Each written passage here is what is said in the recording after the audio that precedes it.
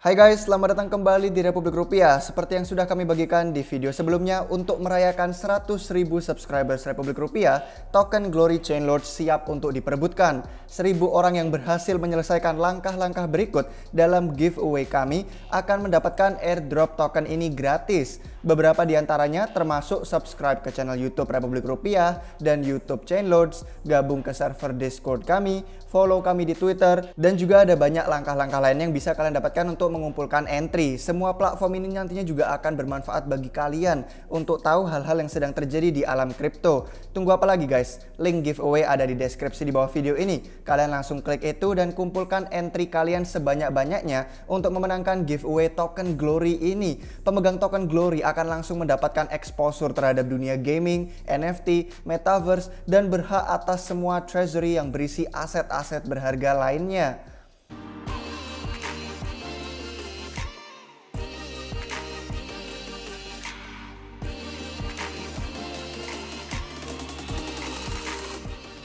Modularisasi solusi trilema blockchain. Narasi jangka pendek selalu datang dan pergi, tapi perubahan teknis dan ekonomi yang mendasar seperti blockchain modular ini patut diperhatikan. Mereka layak untuk diinvestasikan, mereka layak dipegang untuk jangka panjang. Semua blockchain yang eksis saat ini ada batasnya, namun modularisasi mengatasi itu. Kalian perlu tonton sampai akhir kalau peduli dengan masa depan teknologi blockchain. Trilema blockchain. Mari kita mulai dengan trilema blockchain yang terkenal yang menyatakan kita cuma bisa mengoptimalkan 2 dari 3 properti blockchain. Yang satu harus dikorbankan karena keterbatasan teknis. 3 properti blockchain tersebut adalah desentralisasi. Ini menentukan sistem blockchain yang tidak bergantung pada suatu titik kontrol terpusat.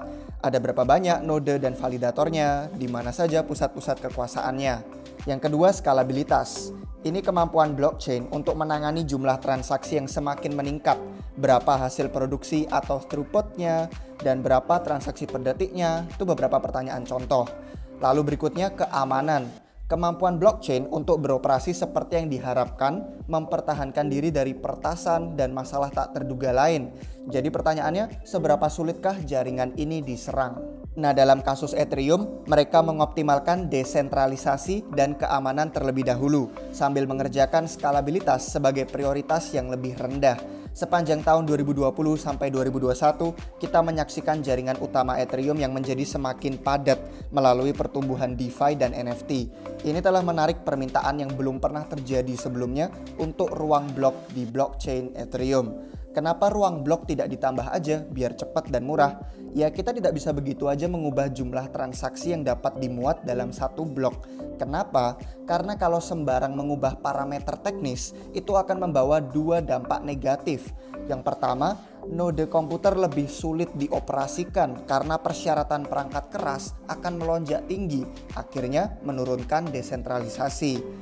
Yang kedua, jika blok berukuran terlalu besar, itu akan mengacaukan konsensus, artinya mengurangi keamanan. Nah, blockchain lain telah mengambil pendekatan berbeda, di mana mereka memprioritaskan skalabilitas terlebih dahulu, keamanan kedua, dan desentralisasi terakhir. Mari kita lihat contohnya. Kita bisa pertimbangkan mainnet beta Solana sebagai contoh. Jaringan ini memiliki satu tim pengembangan klien utama, yakni Solana Labs, sekitar 1.300-an validator menurut Solana Beach saat ini, dan variasi konsensus proof of stake yang mereka kasih nama proof of history. Jadi ada sedikit varian berbeda.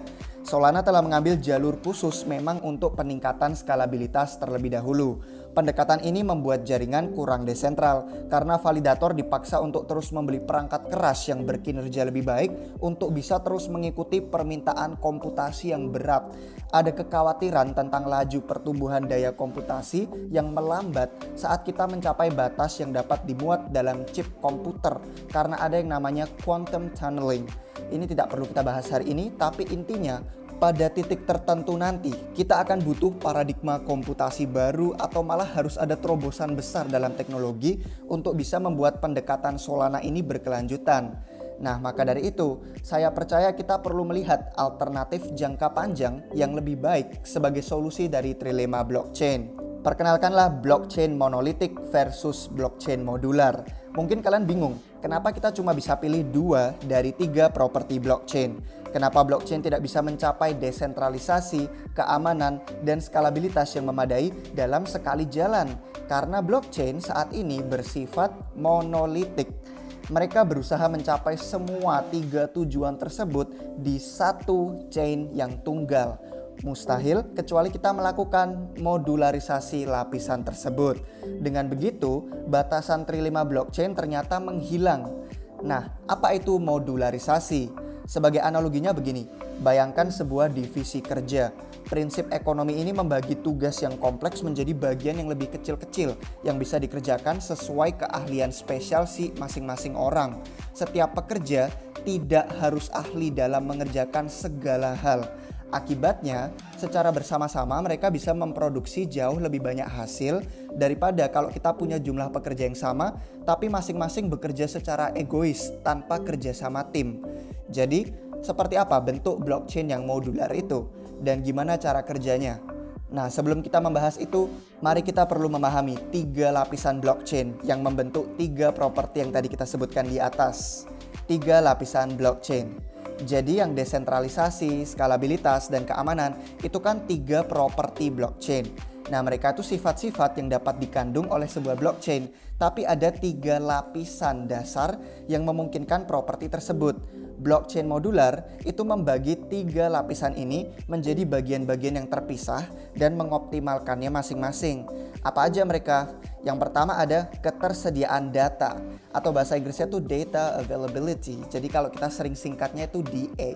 Data yang tersedia untuk digunakan sebagai referensi bagi para partisipan blockchain. Kedua ada eksekusi. Bahasa Inggrisnya itu execution yang sering kita singkat jadi E. Komputasi yang diperlukan untuk memperbarui blockchain dari blok N ke blok N1, terus N2, dan seterusnya. Jadi ini mengambil status yang sebelumnya, memproses dan menambahkan transaksi, kemudian melakukan transisi ke status yang baru. Lapisan ketiga itu konsensus, atau bahasa Inggrisnya bisa kita sebut settlement, jadi sering kita singkat dengan S. Ini menyediakan keamanan dan mendefinisikan kebenaran tentang data yang disimpan di blockchain sesuai dengan konsensus atau persetujuan. Jadi seperti kita ada di blok berapa, apa saja isi konten blok N, dan lain-lainnya. Nah, sebelum menyelam lebih dalam, kalau kalian masih bingung, mari kita kenali istilah lapisan-lapisan tersebut dengan sebuah analogi biar kalian bisa paham. Bayangkan sekarang hari Jumat pagi dan kalian menuju kantor cabang BCA setempat untuk setor dana sebesar 1 juta rupiah. Status akun kalian yang sekarang adalah saldo bank yang sedang berisi 1.500.000 rupiah.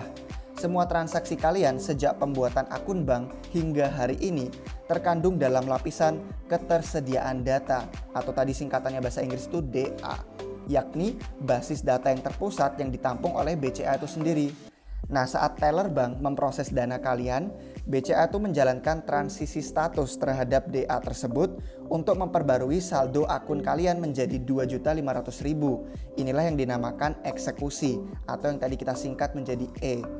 Status yang 2.500.000 itu sekarang tercermin di aplikasi HP kalian atau di situs web BCA kalian, serta di lokasi cabang-cabang lainnya, entah itu di Jogja, Bandung, asalkan masih akun kalian pasti sama saldonya. Jadi ada kesepakatan karena semua pembaruan dilakukan pada basis terpusat yang hanya dapat diakses oleh orang-orang dengan kredensial yang tepat. Inilah yang dinamakan konsensus, atau yang tadi kita singkat sebagai S. Nah, sekarang kan kalian sudah paham tuh dalam bahasa sehari-hari. Nah, dalam istilah blockchain, inilah arti dari 3 lapisan tersebut. Yang pertama, ketersediaan data atau data availability yang kita singkat jadi DA. DA itu mengacu pada data yang ditampung di setiap node blockchain. Data yang ada di node tersedia untuk siapa saja dan semua orang yang menggunakan blockchain dapat mengaksesnya. Ini juga membuat data menjadi sangat berharga dan mahal karena jumlah data yang tersedia itu terbatas. Kita biasanya nyebut ini dalam bahasa Inggris ruang blok atau block space. Saat kita menambahkan data ke dalam blockchain, data itu akan didistribusikan ke semua node komputer yang menjalankan blockchain tersebut untuk sekarang dan untuk selamanya. Tujuan blockchain kan memang untuk menjaga sifat datanya yang tidak dapat diubah. Berarti data yang disimpan di dalam blockchain merupakan jenis data paling berharga yang pernah dibuat manusia, karena semua orang ingin data transaksi mereka tidak berubah, jadi tidak bisa korupsi. Nah, orang-orang akan menawar harga yang sangat tinggi untuk bisa mengakses properti tersebut. Itulah sebabnya kita melihat biaya gas yang sangat tinggi di Ethereum saat ini. Lapisan yang kedua itu eksekusi atau execution yang sering kita sebut I. Ini adalah lapisan blockchain yang memproses status untuk dibawa ke blok berikutnya.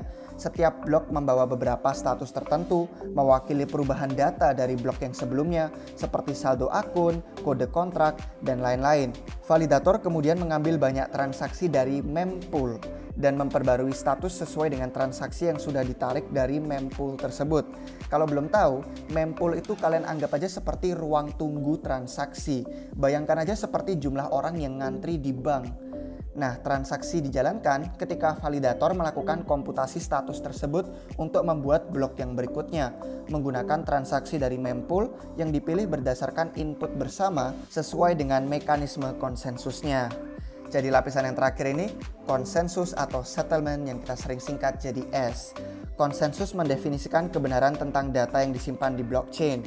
Dalam kategori ini, kita melihat ada proof of work atau POW dan proof of stake atau POS. Ini adalah sistem yang menentukan bagaimana blok ditambahkan ke blockchain dan bagaimana partisipan dapat menyetujui bahwa blok itu benar. Dengan ini, blockchain dapat bergerak maju dalam waktu tanpa terpecah menjadi jutaan rantai yang berbeda-beda, yang masing-masing malah ngaku versi kebenarannya sendiri.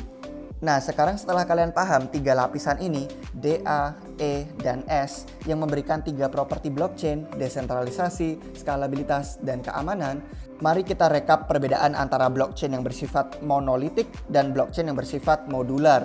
Blockchain monolitik adalah blockchain yang mencoba mengerjakan tiga lapisan DA dan E dan S ini yang berbeda-beda di satu tempat yang sama. Ya, pada dasarnya sebagian besar blockchain yang ada saat ini yang kalian kenal itu merupakan blockchain yang bersifat monolitik. Masalahnya, blockchain monolitik ini tunduk pada trilema blockchain karena satu lapisan yang sama bertanggung jawab atas tiga properti blockchain yang berbeda. Jadi saat kita ingin mengoptimalkan dua properti, akan ada satu properti yang terbatasi. Misalkan nih, kalian ingin lebih banyak menyediakan data block space dengan mempercepat waktu blok dan memperbesar ukuran blok. Maka kita perlu mengurangi jumlah node komputer yang mampu mengikuti tingkat kemajuan chain. Dengan begitu, komputer yang jadul nggak akan menghambat proses semua data dan kemajuan blockchain. Karena butuh perangkat keras yang canggih dan sangat mahal, akibatnya blockchain ini kurang desentral karena tidak banyak orang bisa ikutan kontribusi. Skenario kedua, kalian mau transaksi cepat. Ya silakan aja kalian kurangi jumlah node, jadi kita nggak butuh banyak komputer yang benar-benar melakukan komputasi agar transaksi bisa cepat diselesaikan.